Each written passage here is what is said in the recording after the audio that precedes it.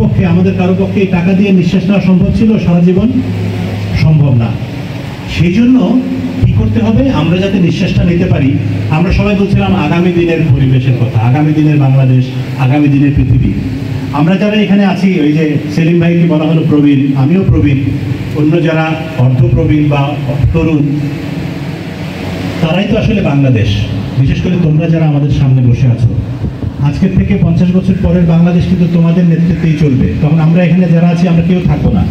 তোমরা ঠিক করবে কিভাবে এই দেশ চলবে, কিভাবে এই সমাজ চলবে, কিভাবে শিক্ষা প্রতিষ্ঠান চলবে, কিভাবে পরিবেশ চলবে। সেই জন্য এখন থেকেই এই জিনিসগুলি মাথায় রাখতে হবে যে আমি যদি নিঃশ্বাস নিতে চাই, আমি যেন বিনা পয়সায় নিঃশ্বাস নিতে পারি। হাসপাতালে গিয়ে যেন আমাকে পয়সা দিয়ে অক্সিজেন কিনে নিঃশ্বাস নিতে না হয়।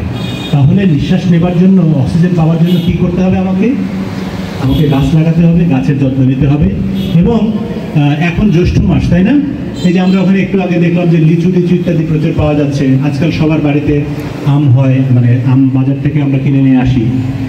এই যে ফলগুলো আমরা খাচ্ছি, ফলের বীজগুলো তোমরা কি করো বলো একটু, কেউ একজন? আম খাওয়ার পরে আমের বীজগুলো কি করো? বিচিগুলো ফেলে দিই। ফেলে না দিয়ে এগুলো যদি আমরা রেখে দিই, ধরো আজকে যদি 2 কেজি আম কেনা হয়, 2 কেজিতে 10টা আম হয়, 10টা আমের বিচি যদি তুমি রেখে দাও, সেগুলো যদি তোমার বাড়ির আশেপাশে, বাড়িতে জায়গা না থাকলে স্কুলের আশেপাশে কোনো একটা জায়গায় রোপণ করলে, লাগিয়ে রাখলে, 10টার মধ্যে অন্তত 5টা চারা হবে। 5টা চারার মধ্যে অন্তত 2টা বড় হবে, 2টার মধ্যে অন্তত একটা টিকে থাকবে, আজকে না হোক 10 বছর পরে। আমি একটা সময় যখন প্রাইমারি স্কুলে পড়তাম, সেই স্কুলের সামনে অনেক গাছ লাগিয়েছিলাম। তার মধ্যে একটা গাছ এখনো আছে, সেই গাছের বয়স প্রায় 40 বছর।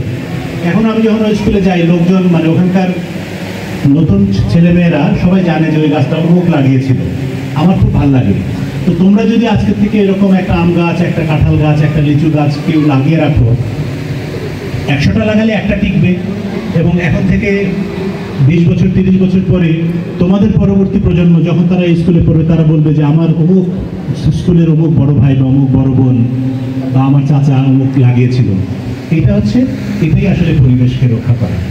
আরেকটা জিনিস আমি একটু বলতে চাই, সেটা হচ্ছে যে আমরা ইদানিং এই যে এখানে দেখা যাচ্ছে পানির বোতল, এই প্লাস্টিকের বোতল, এগুলো আমরা আজকাল খুব ব্যবহার করি সবাই। কিন্তু এই প্লাস্টিক জিনিসটা আমাদের পরিবেশের জন্য খুব ক্ষতিকর। গাছ যেরকম উপকারী, পরিবেশের জন্য অনেক ক্ষতিকর জিনিসও আছে। এই প্লাস্টিকের বোতল, আমরা চানাচুর খাই, চিপস খাই, বিস্কিট খাই, এগুলির সব প্যাকেট হচ্ছে প্লাস্টিকের। এবং এই প্লাস্টিকগুলো যখন মাটিতে পড়ে, এটা পচে না। 10 বছর 20 বছর 50 বছর পরে ওটা পচে না।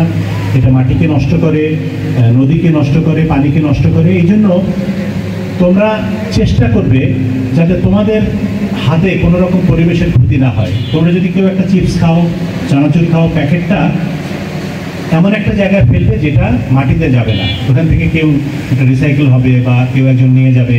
নিশ্চয়ই এখানে পৌরসভা, আমাদের চেয়ারম্যান সাহেব আছেন, ওনারা এরকম ব্যবস্থা করবেন যাতে পরিবেশটা রক্ষা করার জন্য মাটিতে বা পানিতে এই প্লাস্টিকের বোতলগুলি বা প্লাস্টিকের প্যাকেটগুলির নাম এসে। আমি চেয়ারম্যান মহোদয়ের দৃষ্টি আকর্ষণ করছি, তিনি নিশ্চয়ই এখানে বিনের ব্যবস্থা করবেন। এবং শুধু বিন থাকলে হবে না, সেই ডাস্টবিনগুলো যেন পরিষ্কার করা হয় নিয়মিত, এবং সেটি আবার নিয়ে আরেক জায়গায় মাটিতে ফেলে দিল সেটি না, যেন সেটি রিসাইকেল করা বা অন্য যারা রিসাইকেলিং ব্যবস্থা করে তাদের কাছে পৌঁছানোর ব্যবস্থা করতে হবে। এটা একটা ছোট্ট অনুরোধ বা আবদার আমি করতে পারি। আরেকটা কথা আমি বলতে চাই, এখানে গাছ দেখা যাচ্ছে, একটু করে হয়তো আমরা গাছ লাগাবো প্রতীকী হিসেবে, কিন্তু আজকের এই দিন বলে নয়, পরিবেশ দিবস বলে নয়, সারা বছরই আমাদেরকে গাছপালার যত্ন নিতে হবে। সামনে বর্ষা মৌসুম শুরু হবে, বর্ষা মৌসুমে যত বেশি সম্ভব গাছ লাগাতে হবে এবং সেই গাছের যত্ন নিতে হবে। গাছ লাগিয়ে চলে গেলে হবে না, গাছগুলো যাতে বড় হয়, গাছগুলো যাতে ছাগলে খেয়ে না ফেলে, গাছগুলো যাতে গরু খেয়ে না ফেলে, সেজন্য দেখতে হবে, গাছের বেড়া দিতে হবে, গাছের পাহারা দিতে হবে। আর একটা জিনিস খুব সিগনিফিকেন্ট, গুরুত্বপূর্ণ, সেটি হচ্ছে আমি অনেক সময় লক্ষ্য করি ছেলেমেয়েরা বা বড়রাও অনেক সময় অকারণে রাস্তা দিয়ে হেঁটে যাচ্ছে, একটা গাছের পাতা ছিঁড়ল, ডাল ছিঁড়ল, বা কোনো একটা বাড়িতে কারো একটা গাছে খুব সুন্দর একটা লাল রঙের জবা ফুল ফুটে আছে, যাওয়ার সময় সে ছিঁড়ে নিয়ে গেল। এটা কোনো ভালো লক্ষণ না। ওই যে কথা আছে না একটা, তোমরা পড়েছো, বন্ধেরা বলে সুন্দর শিশুরা মাতৃক্রোড়ে, সেরকম ফুল কিন্তু গাছেই সবচেয়ে সুন্দর। খুব খুব জরুরি প্রয়োজন, ধরো আজকে শহীদ মিনারে 21শে ফেব্রুয়ারির শ্রদ্ধাঞ্জলি নিবেদন করতে হবে, বা কোনো একটা বিশেষ অকেশন, কারো বিবাহ, কারো জন্মদিন, সেই সব অনুষ্ঠান ছাড়া গাছের থেকে ফুল ছিঁড়বা না। ফুল গাছে থাকবে, গাছে থাকতে থাকতে ওটা ঝরে যাবে, মাটিতে পড়ে থাকবে, তাও অনেক ভালো, কিন্তু তোমরা ফুল ছিঁড়বা না। কারণ ফুল ছিঁড়লে যেমন দেখতে খারাপ লাগে, আরেকটা হচ্ছে গাছেরা কিন্তু কষ্টও পায়। তোমরা জানো যে গাছের প্রাণ আছে, জানো না? গাছের অনুভূতিও আছে। গাছ হয়তো আমাদের মধ্যে এত বুদ্ধিমান না, তাদের হয়তো বুদ্ধি নেই, কথা বলতে পারে না, কিন্তু কেউ একজন রাস্তা দিয়ে যাওয়ার সময় তোমার চুল ধরে একটা টান দিল, তোমার ভালো লাগবে? ধরো তুমি বোবা বা তোমার শক্তি নাই, টান দিল, তোমার যেমন লাগবে গাছের ওরকমই লাগে।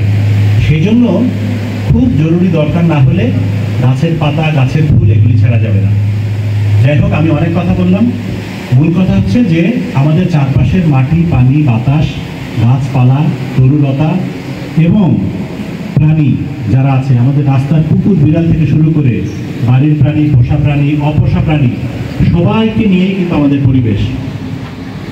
পৃথিবীতে ধরো এই এলাকায় যদি কোনো কুকুর না থাকে, কোনো কাক না থাকে, এখানে ময়লা উচ্ছিষ্টের গন্ধের যন্ত্রণায় কিন্তু মানুষ থাকতে পারবে না। সেই জন্য এই যে আল্লাহ তাআলার সৃষ্টি, দুনিয়াতে যা কিছু আছে সবই প্রয়োজনীয় এবং সকলেই এক ঈশ্বরের, আল্লাহর, ভগবানের, যেভাবেই আমরা বলি না কেন, তার সৃষ্টি। ফলে প্রত্যেকটা প্রাণীর প্রতি যত্নবান হতে হবে, প্রত্যেকটা প্রাণীর প্রতি মায়া থাকতে হবে এবং কাউকে তাচ্ছিল্য করা যাবে না, কাউকে কারো ক্ষতি করা যাবে না। এটা হচ্ছে মূল কথা। এই কথা বলে সবাইকে ধন্যবাদ জানিয়ে আমার আজকের বক্তব্য এখানেই শেষ করছি এবং কৃতজ্ঞতা জানাচ্ছি হাসান ভাইকে আমাকে এই অনুষ্ঠানে আমন্ত্রণ জানানোর জন্য এবং কথা বলার সুযোগ দেওয়ার জন্য। সবাই ভালো থাকো। শুভ